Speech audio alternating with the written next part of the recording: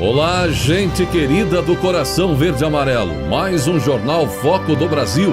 Compromisso com a verdade. E vamos agora às notícias desta edição.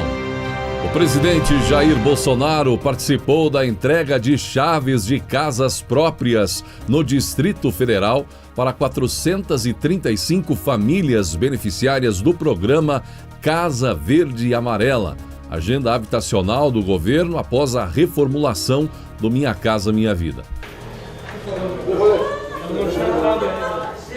É a primeira vez que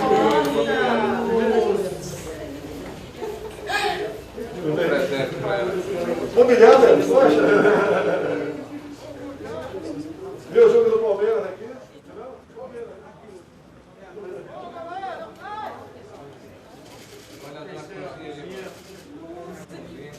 Ali aquele imóvel ali, eu sou móvel também. Obrigada, gente. Nossa, que lindo. Obrigada. Deus ajuda você bastante. Nossa, muito obrigada. Muito obrigada, presidente. Muito obrigada. Bora. Tem máquina aí? Obrigada. Obrigada, viu? Deus ajuda bastante vocês todos. Nossa, que chique. Aí vai tirar uma foto agora com o presidente. Muito obrigada, presidente.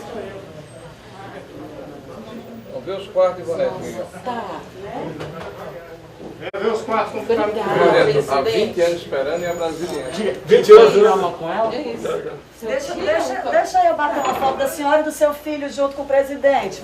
Família toda. Pronto. Muito obrigada. Deus ajuda bastante o senhor, viu? Muito obrigada. Que a senhora seja muito feliz nessa Muito casa. obrigada, gente. Nossa, não tem nem como. Presidente, os quartos foi. Vem, João. Vai lá do lado da sua. Bem no fim da foto. Obrigada, Deus. Obrigada. Deus ajuda. Aí os quartos aqui como ficaram bonitos.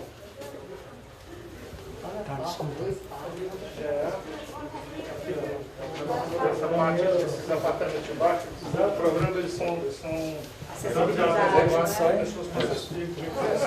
olha lá, cara. Olha lá, hein? Agora de casa nova. Fica esperto, hein, cara.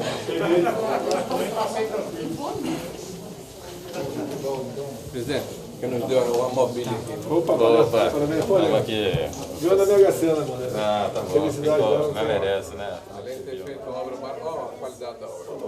É, assim, ficou 47 metros, tudo primeiro. Fez uma bela obra e não nos deu esse presente. Não, nós não. É, pra ela, né? Merece, sim. Como se tivesse vindo na Mega Sena. Gente, vai ser o Dex. Eu agradeço. Tá bom. Obrigado, presidente. Senhor.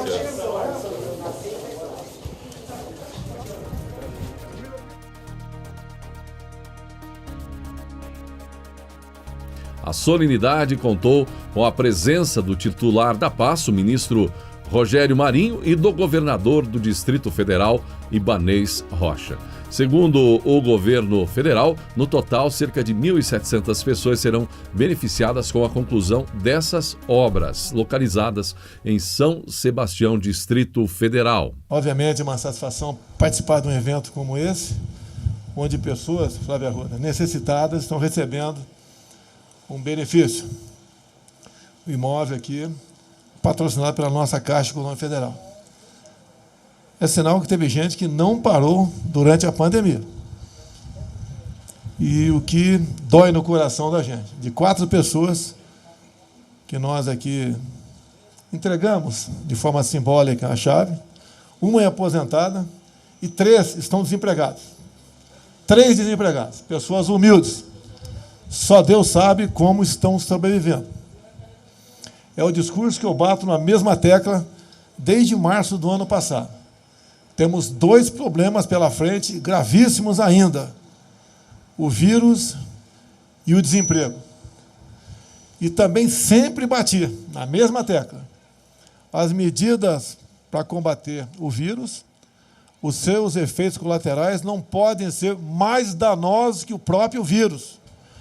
O Brasil precisa voltar a trabalhar.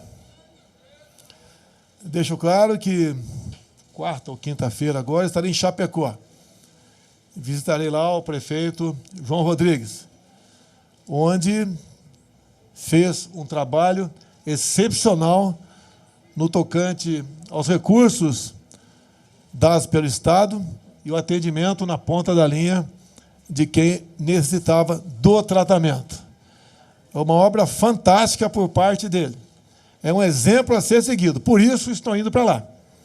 Para exatamente não só ver, mas como mostrar a todo o Brasil de que o vírus é grave, mas seus efeitos têm como ser combatidos. E mais ainda, naquele município, com toda certeza, e mais também, e alguns estados também, o médico tem a liberdade total para trabalhar com o paciente. Total. E esse é o dever do médico. É uma obrigação e um direito dele. Não tem um remédio específico, ele trata da melhor maneira possível. Por isso, os índices foram lá para baixo. Mas o momento aqui é de satisfação, fazendo algumas pessoas felizes por intermédio de ações do nosso governo. A polêmica das últimas horas foi sobre a abertura de templos religiosos, a decisão do ministro Cássio Nunes Marques, o prefeito Calil de Belo Horizonte e as opiniões multiplicadas pelas redes sociais, além da decisão recente de Gilmar Mendes em manter a proibição de missas e cultos em São Paulo. Então, muita discussão, debate, polêmica, opiniões de religiosos, enfim, de um lado, de outro. O presidente Hamilton Mourão emitiu também sua opinião quando afirmou que a liberação da realização de eventos religiosos nas igrejas de todo o país é polêmica e deve ser discutida a fundo, atendendo os pedidos da Procuradoria-Geral da República e da Advocacia-Geral da União. Vimos o ministro da Corte, o Nunes Marques, decidindo no sábado, dia 13 de abril, véspera da Páscoa, a favor dos fiéis. Vamos aguardar o que o pleno vai dizer, o plenário vai dizer, disse Mourão. Como tudo nesse momento gera polêmica, tem gente que quer participar de culto, tem gente que não quer, tem a própria questão do espaço do templo, vai gerar algum tipo de aglomeração. É uma questão que tem que ser discutida mais a fundo, disse o vice-presidente general Mourão. Tudo depende das pessoas e do templo. Se você tem uma igreja que tem um espaço bom, você limita 20, 30 pessoas separadas, 2 por banco, com máscara, obviamente. Acho que há condições. Agora, quando é muito apertado e com muita gente lá dentro, não é conveniente, ponderou Mourão. Apesar da afirmação favorável à realização de eventos religiosos, Mourão já disse em outras oportunidades que o brasileiro não gosta de respeitar regras, que é mais libertário e que imposições de disciplina em cima do nosso povo não funcionam muito, palavras dele. Todas as afirmações foram feitas pelo vice-presidente acerca da adoção do lockdown como combate à Covid-19. Mourão argumenta que as pessoas frequentadoras de eventos religiosos são até disciplinadas e, por isso, o risco de contágio é menor. Não digo isso, até porque as pessoas que frequentam culto e templos são pessoas mais até disciplinadas. Assim é diferente de baladas e dessas festas clandestinas que acontecem. Não vou colocar no mesmo nível. São duas atividades totalmente diferentes. Uma é espiritual e a outra é corporal, vamos dizer assim, finalizou Mourão. E na corte, a polêmica vai aumentar. A corte deve analisar no plenário a divisão de opiniões e unificar uma decisão. A decisão do ministro do Supremo Tribunal Federal, Cássio Nunes Marques, de liberar em todo o país a realização de cultos religiosos presenciais em meio à pandemia de Covid-19, abriu uma crise na corte em plena Semana Santa e feriado de Páscoa. Os demais ministros têm questionado a legitimidade da liminar do colega e estudam como levar o caso rapidamente para ser deliberado em plenário. Já Nunes Marques tenta segurar o processo em suas mãos, justamente para evitar uma derrota. A crise foi aberta no sábado, dia 3, quando Nunes saiu na frente de Gilmar Mendes e autorizou liminarmente a realização de celebrações religiosas em todo o país, desde que respeitado os protocolos sanitários de combate à Covid-19, como distanciamento social e limite à capacidade pública.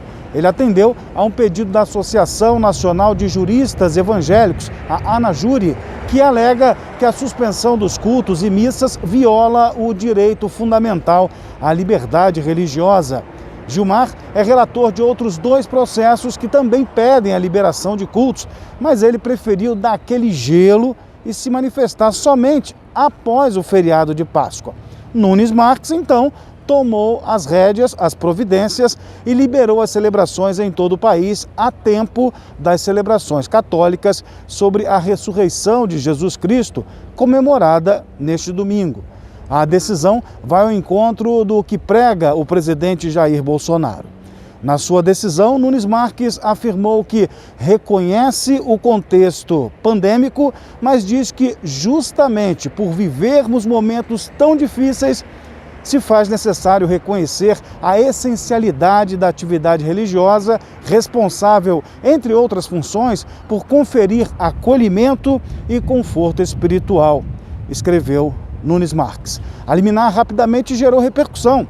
O prefeito de Belo Horizonte, Alexandre Calil, disse na noite de sábado que não ia cumprir a decisão. Ele voltou atrás no domingo, após Nunes Marques intimá-lo a cumprir a liminar. O presidente da Frente Nacional dos Prefeitos, Jonas Donizete, pediu, portanto, que o comandante do Supremo, ministro Luiz Fux, se manifeste esclarecendo os prefeitos se eles devem cumprir ou não a determinação de Nunes Marques. Já o decano do STF, ministro Marco Aurélio Melo, foi à imprensa criticar a decisão do colega na corte. Ele disse: o novato, pelo visto, tem expertise no tema. Pobre Supremo, pobre Judiciário, e atendeu a Associação de Juristas Evangélicos. Aonde vamos parar?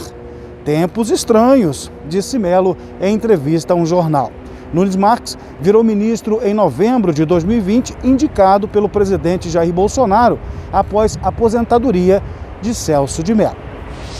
O novo ministro da Saúde, Marcelo Queiroga, participou nesta segunda-feira, dia 5, de uma reunião com o embaixador da China no Brasil. Segundo Queiroga, o objetivo foi discutir a relação entre os dois países, que têm um intercâmbio comercial muito forte, como disse Queiroga, buscar alternativas para superar a questão da pandemia. A intermediação diplomática com o embaixador da China em Brasília visa aumentar o fluxo de vacinas para o Brasil. O país, a China, é um dos maiores fabricantes mundiais de vacinas e também de insumos. Queiroga estabeleceu como meta, vacinar 1 milhão de brasileiros por dia, mas para isso, para ter uma frequência regular, 1 milhão ou mais, precisa de mais vacinas, que foi entregue já pelo Ministério da Saúde. O que tem viabilizado é um volume considerável. No entanto, para atingir essa meta, para acelerar, para o Brasil realmente ganhar um salto na questão de imunidade, imunização, precisa avançar muito mais. Por isso é importante essa conversa. Querendo ou não, a China está aí, é uma das maiores fornecedoras do mundo de insumos, também dos ingredientes e da própria vacina. A China está disposta a contribuir cada vez mais com o Brasil em sua defesa da saúde pública, publicou o embaixador chinês em sua conta no Twitter, ao ressaltar que 18,4 milhões de doses de vacinas aplicadas no Brasil até 29 de março, 14,7 milhões foram do imunizante chinês Coronavac, de acordo com dados do SUS.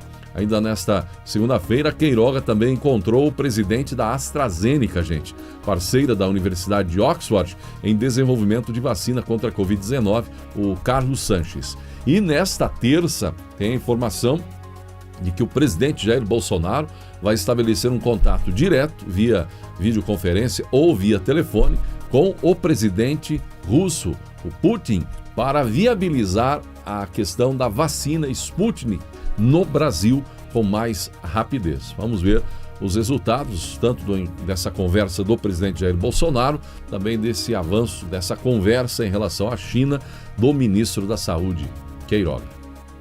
Odiado pelos admiradores de Lula e agora pelos admiradores de Bolsonaro. Pondé, autor de coluna no jornal Folha de São Paulo, foi aos trends do Twitter, porque depois de muito bater no petista ao longo dos últimos anos, agora um artigo na Folha onde o Luiz Felipe Pondé, pregou o voto em Lula contra Bolsonaro em 2022. O filósofo diz que o petista é o menos ruim e que Lula faz acordos melhor do que Bolsonaro. Ah, com certeza, não é? Certamente o petista faz muito mais acordos, não é? Haja aí aos inúmeros acordos que vimos sendo investigados aí na época dos petistas. Então, tem razão o filósofo. Tem uma tendência apaziguadora e é muito mais inteligente. Pondé, que até em algum momento chegou a ser reconhecido como de direita, caiu definitivamente no conceito dos conservadores e a polêmica tomou conta do seu nome nas redes sociais. Da mesma forma, um dos assuntos mais polêmicos aí nas redes foi sobre o Manhattan Connection, o programa Manhattan Connection, programa levado ao ar agora pela TV Cultura de São Paulo, a revelação de um contrato no valor de 8 milhões de reais entre uma empresa e a Fundação Padre Anchieta, entidade ligada ao governo de São Paulo, onde o contribuinte paulista praticamente a mantém, já que é uma emissora de televisão estatal do estado de São Paulo, ligada, portanto, ao governador João Dória. A polêmica do contrato de 8 milhões mexeu também com o portal Antagonista, onde está Diogo Mainardi. A crítica explodiu nas redes sociais, já que nas redes foi tratado como dinheiro público do estado de São Paulo, com o objetivo de promover o governador do estado e criticar o governo Bolsonaro. Nas redes foram chamados de os blogueiros de crachá de João Dória e Mamata Connection, o programa que ganha milhões do governo Dória. Eles negaram o recebimento de recursos públicos. Em nota, divulgada no site Antagonista, o jornalista Diogo Mainardi, um dos integrantes do Manhattan Connection, afirmou que o programa é 100% financiado por patrocinadores privados.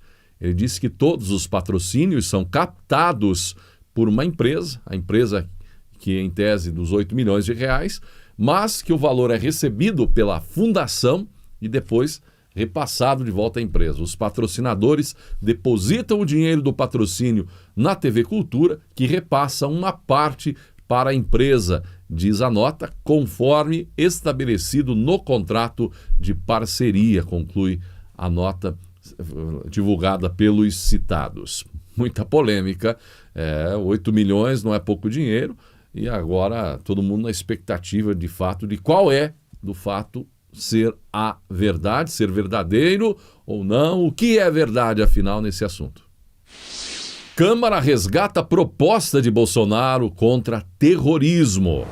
Por volta da segunda quinzena de abril, deve ser instalada na Câmara dos Deputados uma comissão especial que discutirá um projeto de lei que cria novos mecanismos de combate ao terrorismo no Brasil. A proposição é de autoria do líder do PSL na Câmara, o deputado Vitor Hugo, de Goiás, e foi inspirada em um texto elaborado pelo presidente Jair Bolsonaro quando ainda era parlamentar. Representantes da esquerda veem na proposta uma tentativa de perseguição a movimentos sociais. A proposta tem como foco o estabelecimento de ações contra terroristas, medidas que poderão ser tomadas por forças de Estado contra grupos e indivíduos que promovam o que seja considerado terrorismo em território nacional.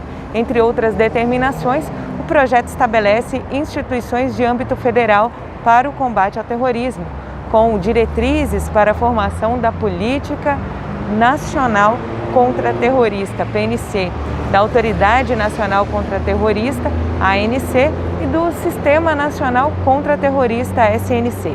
A norma também define a obrigatoriedade da criação de um cadastro nacional de infraestruturas críticas, serviços públicos essenciais e recursos-chave potencialmente vulneráveis em todo o território brasileiro, que passarão por supervisão adicional das forças de segurança. O entendimento é que essas infraestruturas e serviços são alvos preferenciais do terrorismo.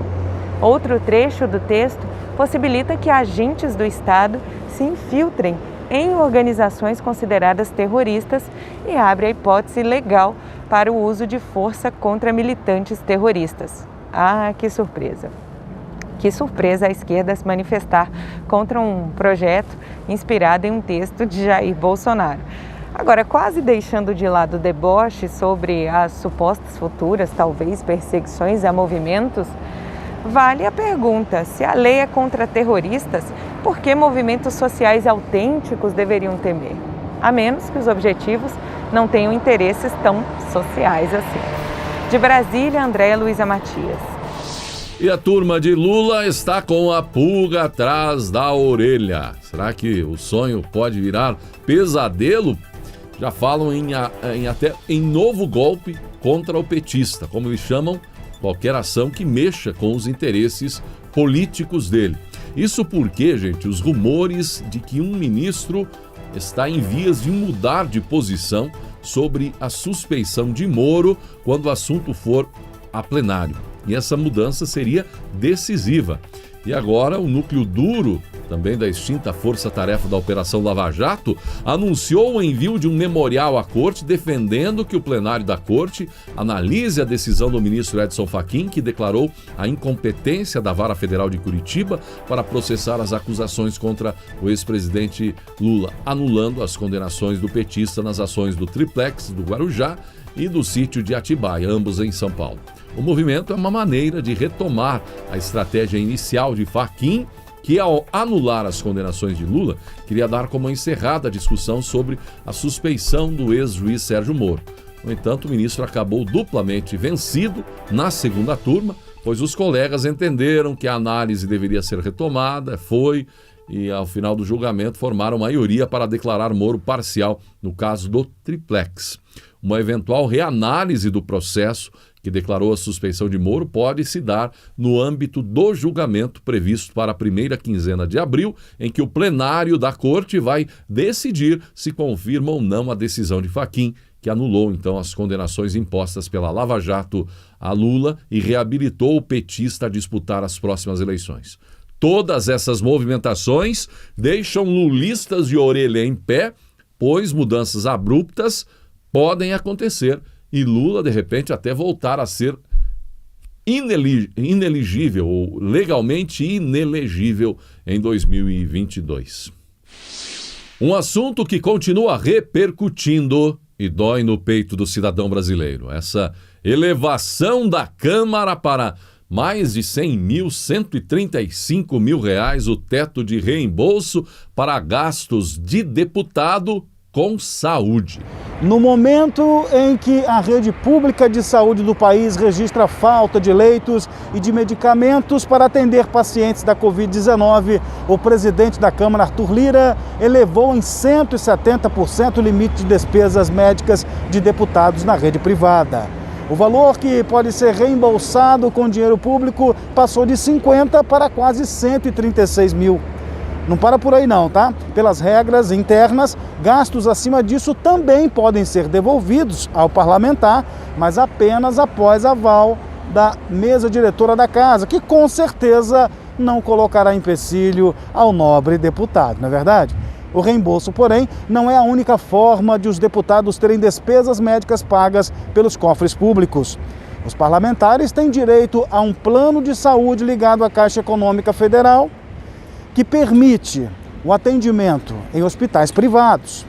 O valor pago para aderir ao benefício é de bagatela de R$ 630 mensais, além de uma cota participação de 25% sobre cada gasto realizado, segundo tabela adotada pelo convênio. O salário de um deputado, só para refrescar a memória, é de R$ 34 mil.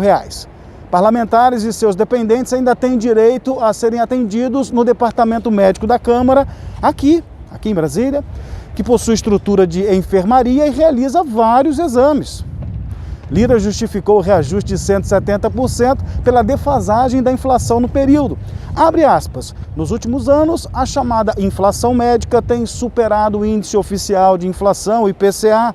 O fenômeno, inclusive, não tem se restringido ao Brasil, disse Lira em sua injustificável justificativa diante do ato assinado. Pois bem, Vamos confrontar o presidente da casa. O IPCA, índice de inflação oficial medido pelo IBGE, foi de 30% no período, aumento bem abaixo do projetado por Lira. A inflação médica, citada também, ficou abaixo dos 170%. A variação do chamado Grupo Saúde na taxa de inflação teve alta de 38% no mesmo período. Assim, deputado Lira, o valor do teto para reembolso passaria a R$ 69 mil e não 170 autorizado pelo senhor.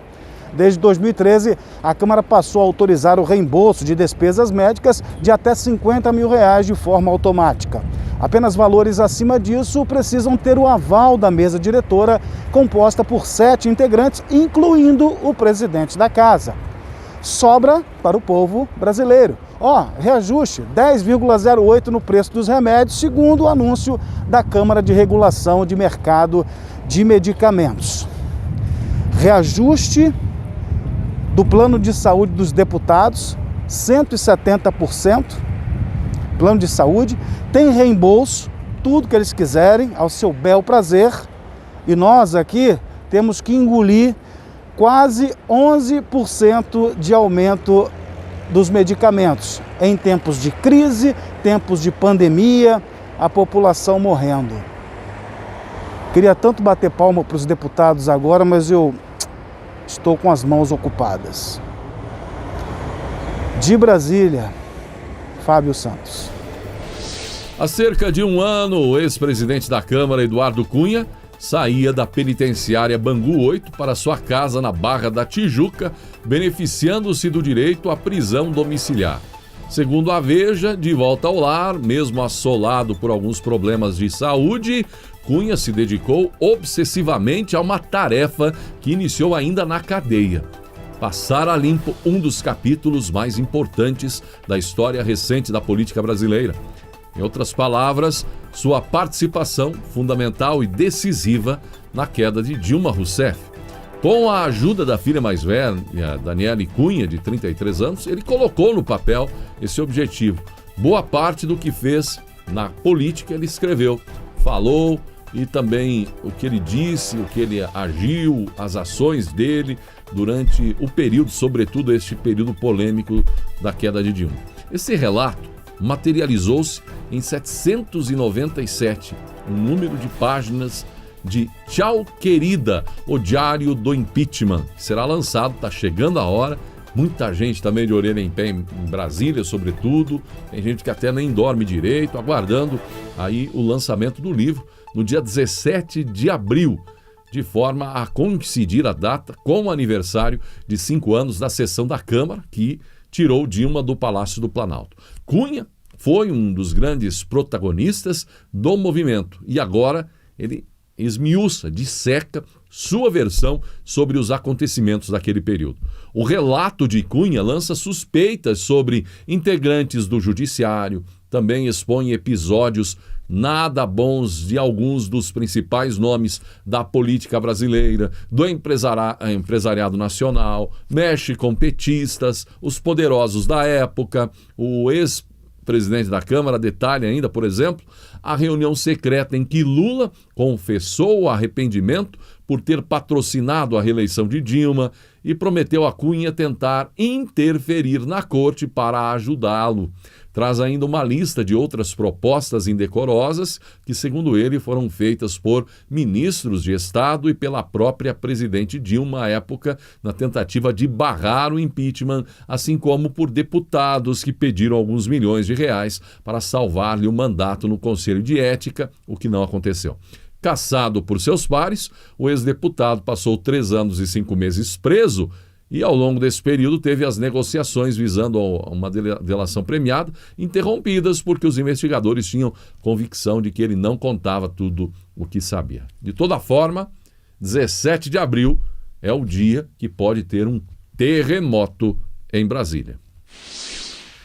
Para o presidente norte-americano Biden, a parceria com o Brasil é crucial, foi o que disse o chanceler dos Estados Unidos. Para quem acreditava que a parceria com o Brasil do governo Bolsonaro, só iria adiante com Trump, torcia para a vitória de Biden para quebrar essa parceria, Está aí um grande engano. O governo dos Estados Unidos espera mais passos concretos do Brasil no combate, por exemplo, às mudanças climáticas e torce e quer uma parceria.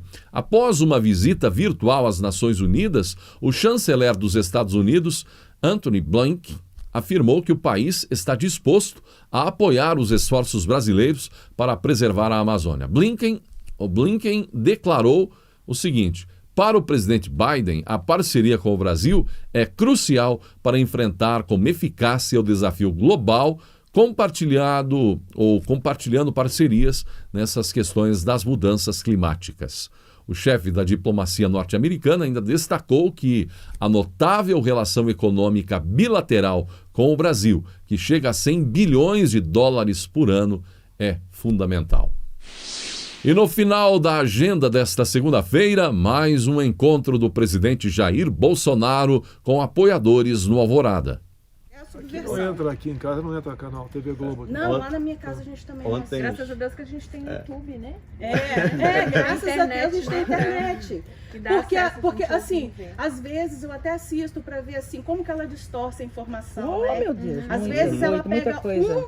30 segundos de uma fala sua, que foi 5 minutos, que se todo mundo assistiu 5 minutos, vai entender o que você disse. Tem uma do Bonner, que ficou famosa agora, que eu me referi a Thaisa Ohama como japonesa.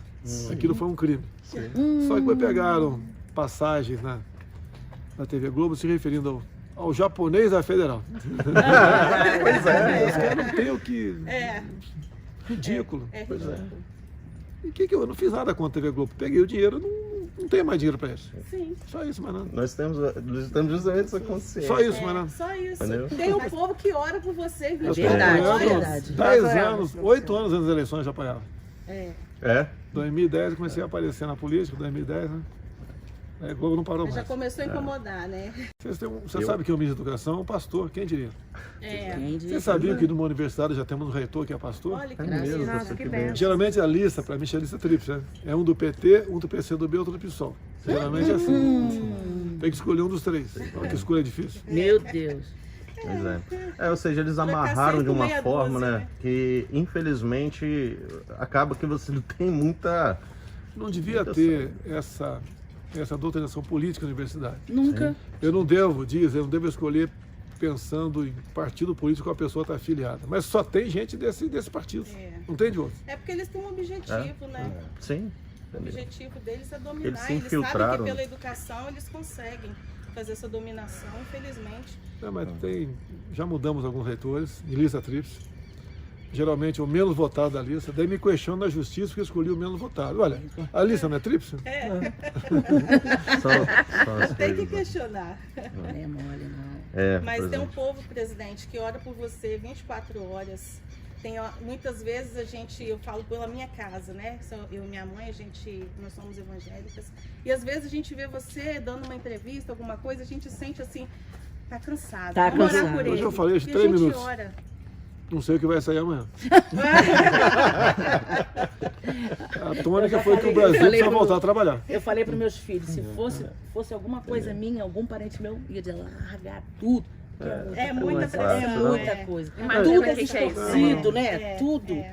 Não é mole, Mas Deus não. Eu já falei, só ele que me tira daqui, tá? Amém, amém. É isso aí. O senhor é o Messias.